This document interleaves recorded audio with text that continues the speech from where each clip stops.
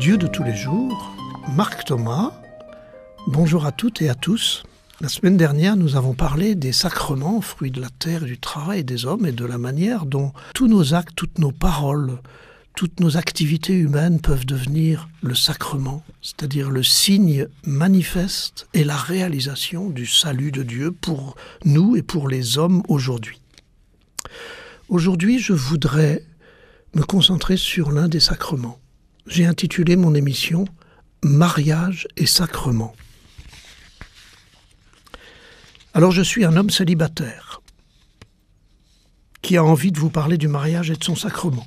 Je le fais donc avec précaution et humilité, sans aucunement vouloir faire la leçon aux amoureux ni aux blessés de l'amour. Et je sollicite les réactions et compléments que seuls les couples ou des personnes séparées ou divorcées pourront apporter. Je souhaite donc m'interroger avec vous sur cet amour humain qui est le matériau du sacrement de mariage, comme le pain et le vin sont les matériaux de l'Eucharistie. C'est merveilleux l'amour humain, ça donne des ailes, c'est vivifiant, enthousiasmant. Et lorsque cet amour nous rejoint, nous désirons qu'il dure toujours parce qu'il est le bonheur à l'état pur. Ce désir humain de donner et de recevoir tout et pour toujours avec celle ou celui qu'on aime, c'est le matériau du sacrement. Il se matérialise dans le oui échangé entre les amoureux le jour de leur mariage. C'est merveilleux l'amour humain, mais c'est aussi difficile l'amour humain. L'enthousiasme des débuts a besoin de s'enraciner dans le quotidien et dans la durée, et c'est souvent beaucoup moins facile que nous ne l'imaginions. L'échange du donner et du recevoir n'est pas toujours équitable dans le couple. La passion de l'attrait est plus facile que la compréhension au quotidien. Le bonheur de la reconnaissance mutuelle devient parfois domination ou soumission. L'amour qui rapproche se transforme parfois en tension qui blesse, qui sépare. Les oui des débuts se heurtent au non du quotidien. Le tout pour toujours laisse place à du chacun pour soi, à des infidélités, à des trahisons. Je ne porte aucun jugement sur ces difficultés ni sur ces tensions.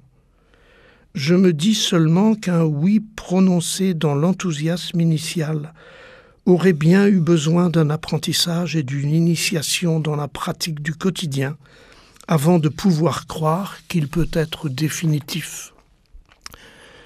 Je me suis toujours demandé pourquoi l'Église proposait le sacrement de mariage au début de la relation, dans la période des enthousiasmes. Je pense que c'est plus lié à une conception ancienne de la sexualité qu'à l'amour. Mais pourquoi l'Église ne propose-t-elle pas un temps d'apprentissage, comme elle propose un long temps de catéchuménat pour le baptême des adultes, ou de longues années de catéchèse et de vie chrétienne pour les enfants avant de célébrer leur première communion et leur confirmation? Une ou deux réunions de préparation au mariage ne suffisent pas à accompagner cet apprentissage. Mais au fait, savez-vous pourquoi le sacrement de mariage est présenté par l'Église comme un engagement définitif et pourquoi le divorce n'est pas possible dans l'Église catholique? Parce que les nouveaux époux deviennent le sacrement de l'amour de Dieu, c'est-à-dire que leur amour conjugal au quotidien manifeste et réalise quelque chose de l'amour de Dieu. Et comme l'amour de Dieu est indéfectible, comme rien ne peut nous séparer de l'amour de Dieu, comme Dieu est fidèle à l'humanité pour l'éternité, alors le sacrement de cet amour divin, qu'est le mariage, ne peut pas être rompu, de même que l'amour de Dieu pour l'homme ne peut pas être rompu. Je trouve vraiment merveilleux qu'un amour humain puisse manifester l'amour indéfectible de Dieu pour les hommes. Mais est-ce cela que demandent la plupart des personnes qui viennent se marier à l'Église? Ils viennent demander de fêter leur amour, de fêter leur bonheur, le rassemblement de leur famille et de leurs amis. Parfois même, après quelques années de vie commune, ils pensent qu'un mariage va conforter les fragilités de leur union apparues au fil des ans, ou bien ils pensent qu'il faut absolument être marié avant d'avoir un enfant, parce qu'on fait pression sur eux pour cela. Tout ça n'a pas grand-chose à voir avec le sacrement de l'amour indéfectible de Dieu pour l'humanité. Celles et ceux qui veulent être sacrement de cet amour indéfectible de Dieu, ceux qui le sont consciemment, sont une infime minorité parmi ceux qui viennent demander le mariage à l'Église. Celles et ceux qui sont sûrs que leur engagement durera toute leur vie ne sont probablement pas la majorité non plus. Beaucoup ont fait un contrat de mariage qui pourra faciliter la séparation. Faut-il vraiment leur imposer à ceux-là un sacrement de mariage définitif? Je me demande parfois si nous ne faisons pas comme ceux dont parlait Jésus, qui attachent de pesants fardeaux difficiles à porter, et ils en chargent les épaules des gens. Matthieu 26, verset 4. Alors que faire? Ne pourrait-on pas commencer par célébrer l'amour humain, par quelque chose qui ressemblerait au catéchuménat ou à l'initiation chrétienne? Une célébration qui réponde aux attentes des mariés, qui leur permette de découvrir la présence de Dieu là où ils en sont eux, dans la recherche du sens de leur vie, parfois dans la recherche de leur foi.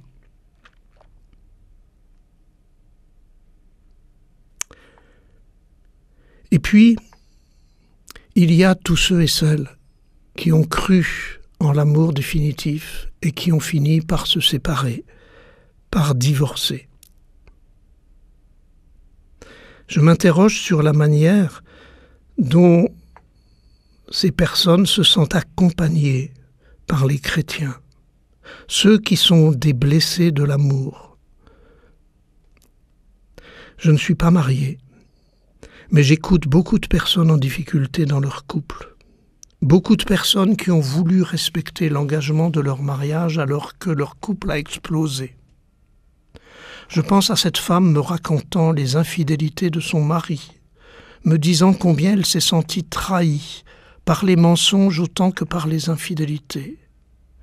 Combien elle s'est oubliée elle-même pour protéger ses enfants, pour éviter une séparation, parce qu'elle voulait être fidèle à son engagement du mariage. En tout cela, elle a fait taire ses ressentis, ses besoins, ses aspirations. Et elle me disait, aujourd'hui, je ne ressens plus d'amour, mais je veux rester fidèle au sacrement. C'est à la fois admirable ce qu'elle dit et un poids trop lourd à porter qui finit par la mettre en mal-être. Cette personne me disait d'ailleurs « J'ai passé toute mon énergie à remettre mon sacrement de mariage sur les rails. » Je lui ai dit mon étonnement. « Est-ce le sacrement qu'il faut remettre sur les rails? Ou est-ce l'amour dans votre couple? Et si cet amour n'est plus possible, que devient le sacrement ?» Alors je vous avoue que cet exemple et tant d'autres interrogent le théologien que je suis. Le sacrement de mariage est le sacrement de l'amour humain qui révèle l'amour de Dieu. Ça, c'est tout à fait d'accord. Mais l'amour humain pour une personne est-il toujours éternel? La réalité montre que non. Quand l'amour s'est étiolé, quand l'amour n'est plus là, quand l'amour a été blessé, que devient le sacrement? Quand une séparation ou un divorce se révèle plus pacifiant et plus libérateur qu'un amour devenu toxique pour les époux, pour les enfants, que devient le sacrement?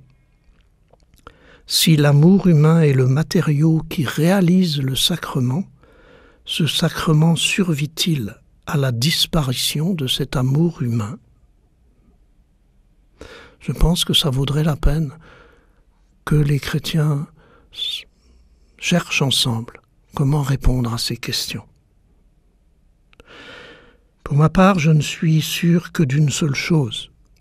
L'amour indéfectible de Dieu continue à accompagner indéfectiblement les blessés de l'amour. L'amour indéfectible de Dieu continue à accompagner les séparés, les divorcés. Et ceux-ci ont parfaitement leur droit qu'on leur manifeste cette présence aimante de Dieu à leur côté, surtout quand ils reconnaissent avec sincérité la part de responsabilité qui est la leur dans l'échec qu'ils ont vécu. Nous sommes tous capables d'aimer et d'être aimés. Vous qui êtes heureux dans votre vie de couple, vous qui avez été blessé dans votre vie de couple, vous qui avez eu la foi de reconstruire une famille après un échec, vous qui restez dans la tristesse de la solitude, vous qui choisissez le célibat ou la vie communautaire, nous sommes tous capables d'aimer, d'être aimés. Nous sommes tous capables de croire et de célébrer l'amour indéfectible de Dieu pour nous, jusque dans nos limites humaines, jusque dans nos erreurs et dans nos échecs. Dieu a besoin de chacun de nous pour être aimant et donc sacrement de son amour au cœur du monde.